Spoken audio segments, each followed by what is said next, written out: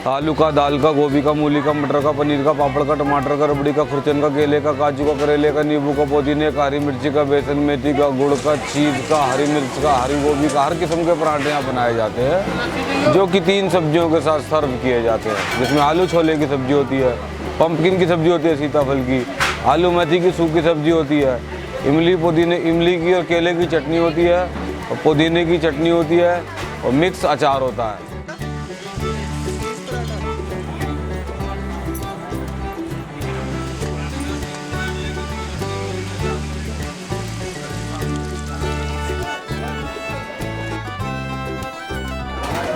मेरा नाम रवि शर्मा है। मेरी शॉप का नाम है बाबूराम देवी दयाल और ये शॉप सिंस 1889 से है।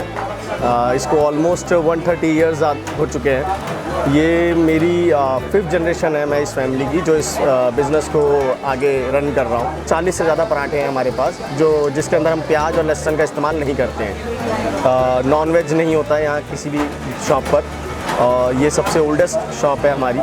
यहाँ दूर दूर गुजरात से, महाराष्ट्र से, साउथ के एरियाज से, कई जगह से यहाँ पे लोग बाग पराठे खाने के आते हैं और बहुत शौकीन है और हमारे यहाँ के लजीज पराठे खाते हैं।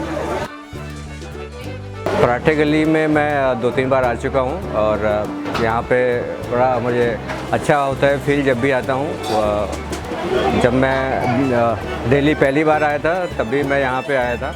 यहाँ पे बहुत सारे पराठे मिलते हैं।